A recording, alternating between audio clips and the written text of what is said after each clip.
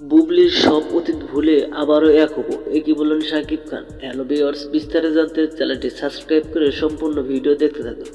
সুপ্রিয় দর্শক, সুপারস্টার শাকিব খান ও শবনম বুবলিকে নিয়ে সোশ্যাল মিডিয়ায় সবসময় তোলপাড় থাকে এবং আলোচনা সমালোচনার শেষ নেই। কারণ সাম্প্রতিক কয়েকদিন আগে এক সাক্ষাৎকারে শাকিব খান জানান, বুবলি আমার স্ত্রী না।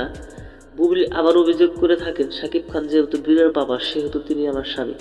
বুবলি বলেন, শাকিব খান আমার স্বামী, এক সময় ভালোবেসে বিয়ে করেছিলাম, কিন্তু ছেলে বীরকে প্রকাশ করায় আমাদের মধ্যে বড় দ্বন্দ্ব হতে যায়। সে কারণে একজন আরেকজন থেকে সেপারেট থাকি। কিন্তু সাম্প্রতিক এক সাক্ষাৎকারে শাকিব খান বলেন, বুবলিকে ডিভোর্স দিয়েছি অনেক আগেই। সেটা শুনে বুবলি কান্না করে এক সাক্ষাৎকারে বলেন, শাকিব খান এখন আমার স্বামী, আমাদের মধ্যে এখনো ডিভোর্স হয়নি।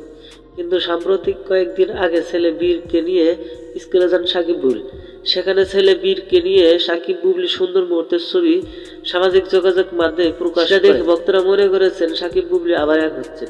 কিন্তু এবার ভিন্ন কিছু বললেন শাকিব খান। এক সাক্ষাৎকার জানান, বুবলির সব অতীত ভুলে আবারও এক হবো। অন্যরা ভিডিওটি ভালো লাগলে একটা লাইক দিন এবং নিত্য নতুন আপডেট নিউজ পেতে আমাদের সাথেই থাকুন। ধন্যবাদ।